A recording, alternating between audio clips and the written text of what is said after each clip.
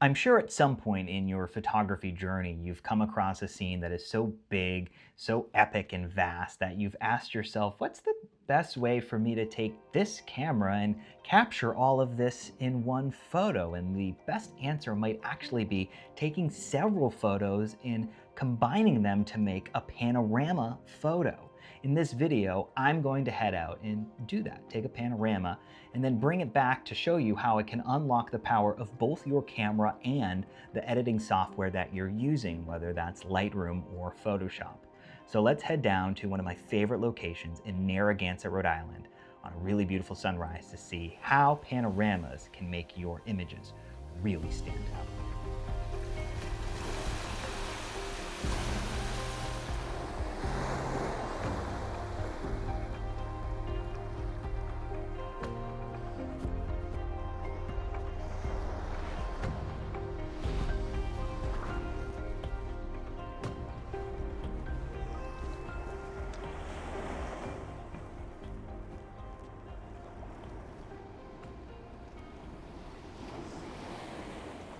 Good morning from Narragansett Bay, where the sun is set to come up in about 15 minutes.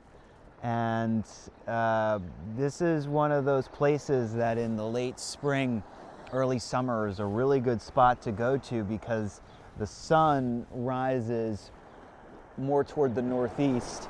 And here you have two of Rhode Island's more well-known landmarks, Dutch Island Lighthouse, and just beside it is the Newport Bridge, making for a nice photo this morning.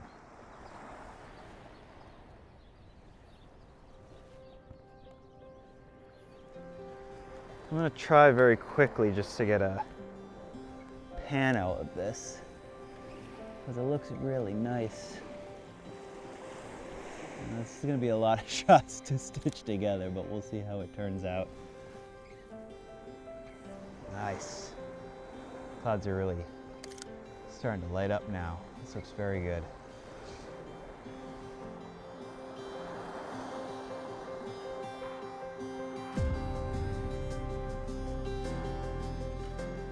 I slid further down the shore because some fishermen arrived and I knew where I was standing was exactly where they would want to be.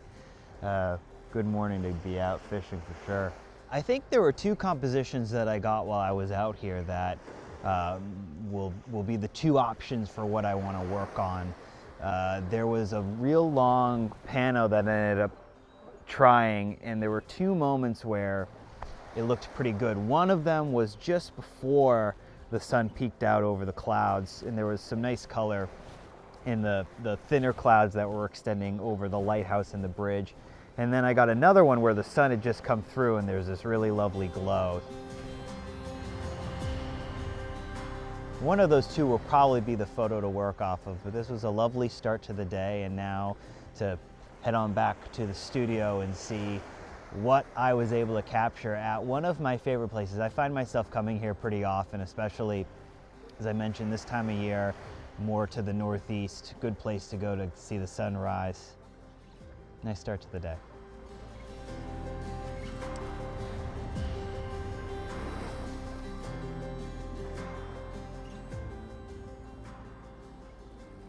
That's one of those places that I don't think I'll ever grow tired of going to and visiting. So I've taken all the photos and I've added them into Lightroom, and those you can see here. So each frame, starting with this one, moving along, going down and across, or going across rather, to get all of the parts of the photo I want, and then moving up and getting the sky.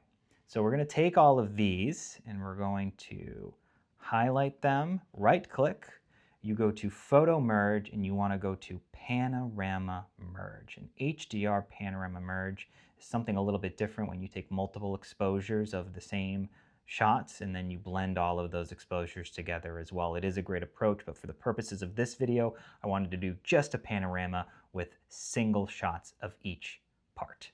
And then after a moment, Lightroom is going to combine all of those images together, line them up, and create all of the information that it has for a possible photo. And as you can see here, there's these gaps where there's no information because it either didn't have any information of that area or didn't have enough to fully create all of the details in those sections, it's not available. So, but that's not an issue in this case because we have the main part down here, and this is what we're going to end up focusing on. Now, when you get a panorama, you want to be really careful about a few things. This boundary wrap, you can slide the boundary wrap and it will adjust the photo to fill out all those missing areas. But really be careful about that because sometimes when you do a boundary wrap, if you zoom in, it can mess up your horizon.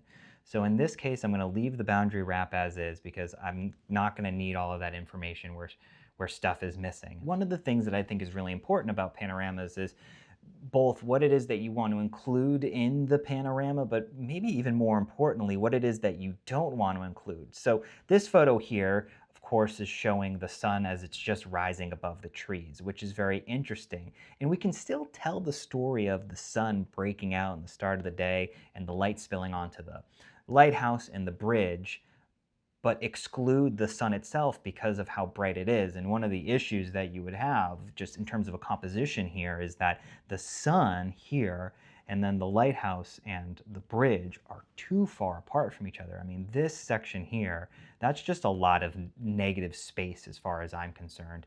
And so you'll see what I ended up doing here in a moment. And so you go to your crop tool and you wanna hit the unlock button so that you can adjust the crop any way that you want. You're not tied to a certain ratio or certain dimensions of the photo. And so I'm just going to start by bringing this down a bit and then doing the same to the bottom of the photo. And you could certainly do a photo that's something like this. And there is balance to this because the sun is here and the bridge is just about in the same section on the opposite side of the photo. I think this is negative space, and I think this sun is too bright, and it draws your eye away from the lighthouse and the bridge, which is what I want the focus to be. So I ended up doing a crop that was something like this, just adjusting the height. So what I ended up doing to enhance the sunlight glowing on the lighthouse and the bridge was I did a few more masking layers. I did a masking layer here to enhance the light, and that way you really get that sense of the light spilling onto the scene, start of the day. It's one of the reasons why we love sunrises. And then just a few more masks for color in the sky, for contrast in the water, and one last adjustment to the lighthouse itself, just to make that a little bit brighter. And I'm actually really happy with how this photo turned out. I think it's a really good example of you want to capture the light from the sun, but you don't have to show it in the photo itself. I think if I were to tweak this just a little bit more, I would probably bring this crop in just a bit more.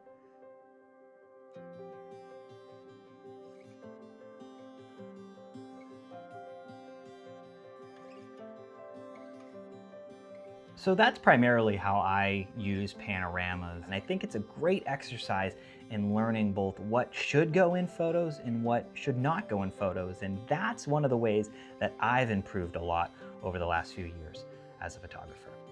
If you enjoyed this video, do me a favor. Please like this video and subscribe to the channel. Thanks as always for watching, and when I'm out again, which will be soon, I'll see you then.